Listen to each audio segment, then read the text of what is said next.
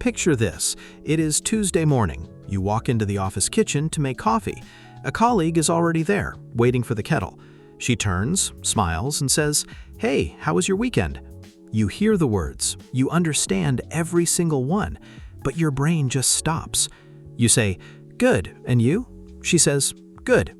12 seconds of silence. The kettle clicks. She grabs her cup and walks out.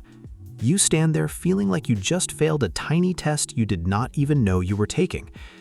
That exact moment is happening to English learners every single day, all over the world, at coffee machines, in elevators, in the first 90 seconds before a video call begins. And here is the part nobody tells you. That moment is not small. It is one of the most professionally expensive moments in your week. The colleague who asked how your weekend was not making conversation.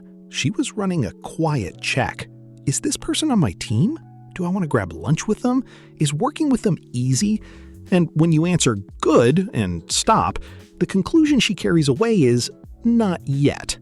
You did not just miss a chat. You missed a tiny deposit in a relationship that decides who gets pulled onto the interesting project, who gets remembered when promotion conversations happen, and who gets invited along when something fun happens at the office. Today, we fix this. Because once you see what small talk actually is and the two tiny mechanics underneath it, you will never freeze at the coffee machine again. 6 phrases, 1 formula. Around 13 minutes from now, you will sound like a completely different colleague. Let me tell you what I have learned from teaching this skill for years. The reason most professional English learners struggle with small talk is not vocabulary. It is not grammar. It is that they have the wrong job in their head. They think small talk is supposed to be interesting, so they try to come up with something witty, something clever, something memorable, and because that is incredibly hard, even fluent native speakers cannot do that on demand. They freeze. Then they decide they are bad at English. They are not bad at English. They are running the wrong game. Here is the reframe that changes everything. Small talk is not conversation. Small talk is professional infrastructure. It is how trust quietly builds between colleagues in the 30-second gaps of the workday. You are not trying to be funny. You are not trying to be impressive. You are trying to do exactly one thing. Keep the ball in the air for one more turn. That is literally the entire skill. And once you see it that way, the mechanics shrink. Every healthy small talk turn has 2 parts. Part 1 is an anchor. That means one specific detail you give the other person, not the empty word good. Part 2 is a loop. That means one question you bounce back so they have somewhere to go.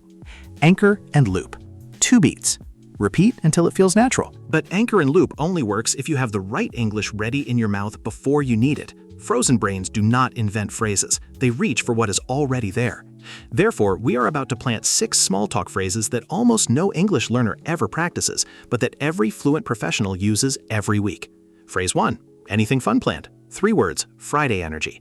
The single best loop you can drop into any small talk moment when the workday is ending or the week is winding down. Anything fun planned is a casual, light way to ask about someone's evening, their weekend, or their holiday. It is open. The other person can answer big or small, going to a wedding or just probably staying in. Either answer keeps the conversation alive because you have given them somewhere to point. Compare it to the textbook version. What are you going to do this weekend? Which sounds slightly robotic and slightly like an interview question. Anything fun planned sounds like something a real colleague would actually say.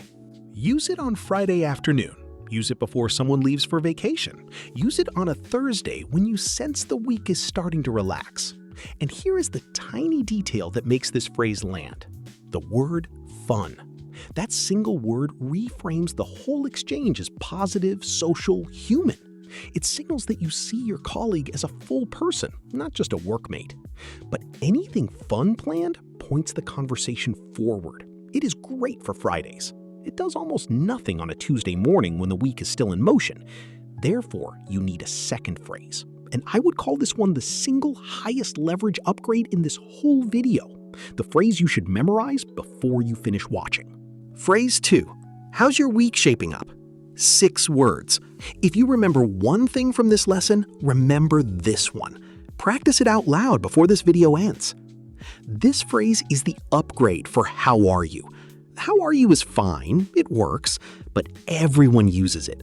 The answer everyone gives is good, and the conversation dies on that single word because there is nowhere for the other person to go.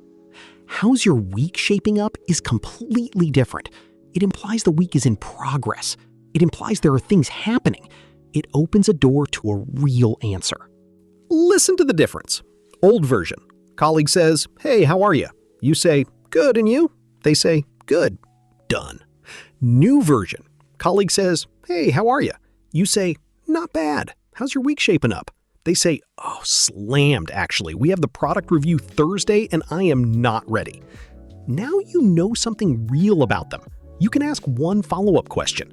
You have just turned a dead greeting into a 30-second exchange that built an actual relationship. How's your week shaping up works in person, on calls, in chat messages, in elevators, in the first 60 seconds of any meeting. It is professional but warm. It sounds native-level fluent, and the phrase does most of the work for you, because once you ask it, the other person almost has to give you a real answer. But how's your week shaping up when the week is already in motion?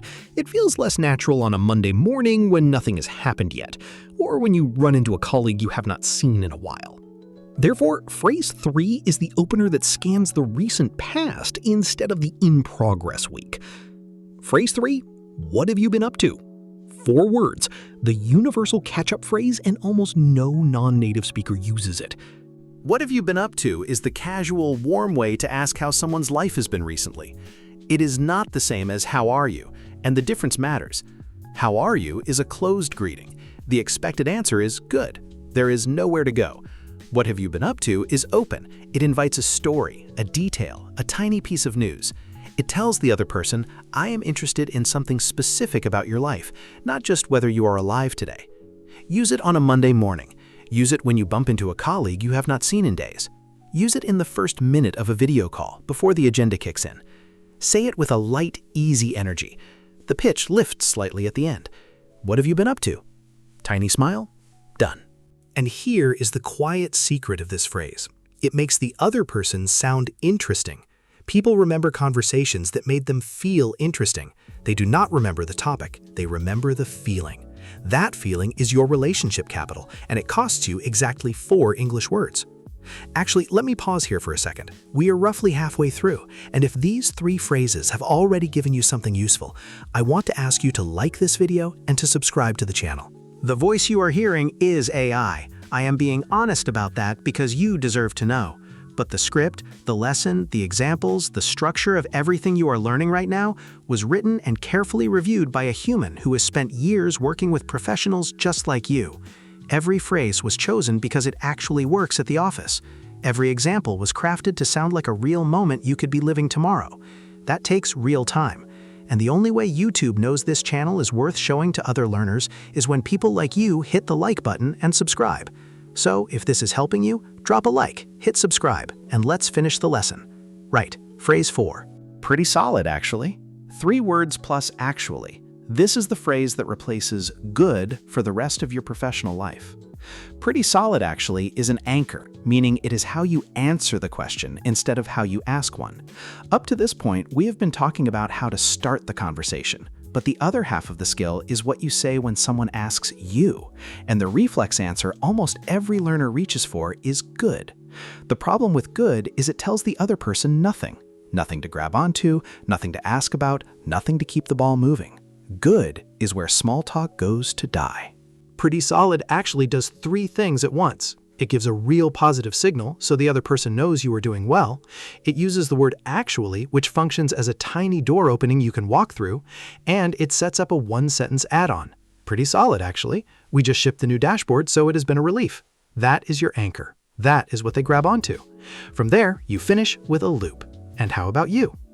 Now you are not running a script, you are having a real conversation. But pretty solid actually is for genuinely positive weeks. Some weeks are not positive. Some weeks are just a lot. Therefore, phrase 5 is the modern, honest anchor for the weeks when good would be a lie, and you don't want to fake it. Honestly, it has been a lot. 5 words. The most authentic anchor in modern professional English, and the phrase that lets you be real without complaining. Honestly, it has been a lot is what fluent professionals say when the week is rough, but they do not want to dump their problems on a colleague. The word honestly signals truth. I am not going to give you the polite answer. A lot signals volume without specifying what kind. It is honest, it is professional. It opens a door without forcing anyone to walk through it. Use it when the week is genuinely hard and good would be a lie. Honestly, it has been a lot. We are short 2 people and deadlines are not moving. Or, honestly, it has been a lot. I'm trying to keep the kids' school schedule together while we are mid-launch. Notice what these examples share. One short anchor about the weight of the week, one specific detail, no complaining, no apology. The other person now has 2 choices. They can offer a small piece of empathy and move on, or they can ask one follow-up question. Either response keeps the relationship warm. But every conversation eventually needs to end, and ending small talk is where most learners panic, because how do you politely walk away without sounding rude? Therefore, phrase 6 is the cleanest, most professional exit phrase in spoken English. Anyway, I'd better let you go. 6 words. Your graceful exit from any small talk moment, and one of the most quietly useful phrases in workplace English. Most learners worry about the start of small talk. The real problem is usually the end. You have been chatting for 30 seconds. The conversation is winding down. You can feel it, but neither of you knows how to stop. So you stand there, smiling, searching for one more thing to say. Awkward, slow, the very thing you were trying to avoid in the first place. Anyway, I'd better let you go solves this in one move. The word anyway signals a soft change of direction. The phrase, I'd better let you go, is a kind framing. You are not leaving because you are busy, you are leaving because you respect that they are busy. It puts the politeness on them. Nobody can be offended by that. A typical use. You and a colleague have been chatting in the kitchen for a minute. The coffee is ready. You smile, take your cup, and say, anyway, I'd better let you go. Catch up properly soon. Then you walk away. 5 seconds. Clean, warm, professional. The colleague feels respected, the conversation closed naturally, and you have just demonstrated the kind of social control that makes someone seem senior, regardless of their actual job title. Now let's put all 6 phrases into the simple system that holds them together. Anchor and loop. Every small talk turn, every single one, has 2 parts. The anchor is one specific detail you give. Not good, not fine. Something with a tiny piece of information attached. Pretty solid, actually. We just launched. Honestly, it has been a lot. We are short 2 people. That is your anchor. It is what the other person grabs onto. The loop is one question you bounce back. How's your week shaping up? What have you been up to? Anything fun planned? The loop hands the conversation back to the other person and gives them somewhere to go. Without the loop, the ball drops. With the loop, the ball stays in the air. That is the whole thing. Anchor and loop. One detail, one question.